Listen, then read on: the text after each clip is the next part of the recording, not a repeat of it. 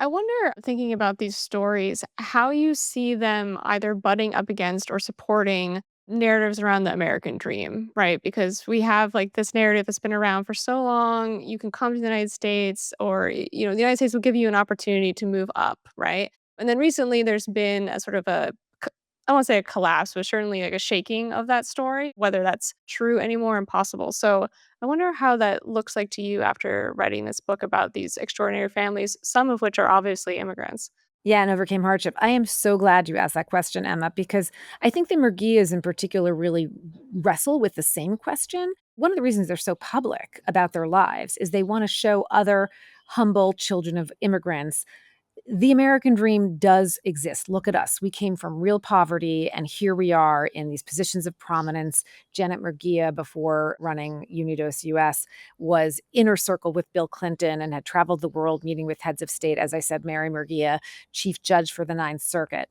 At the same time, a lot of what Janet Murguia wrestles with as the head of Unidos US is racism and structural inequality and structural racism. This fine line. And I felt like I was super conscious of it when I was writing the book.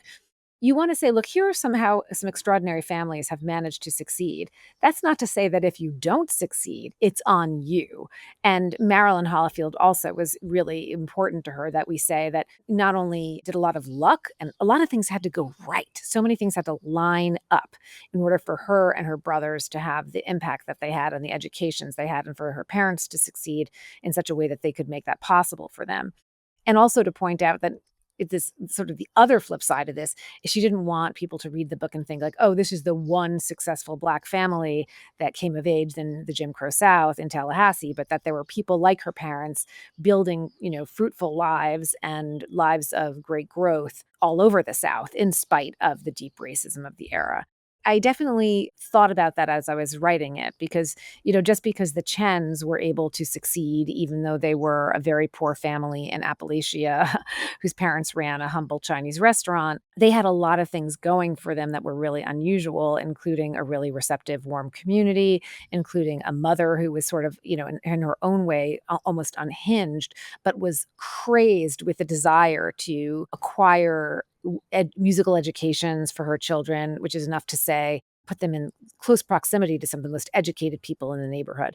And so I think the Murguias themselves struggle with that balance between wanting to inspire people to believe that they can overcome hardship while recognizing that a lot has to change to make it possible for more people to do that without relying on flukes of luck and quirks of fate.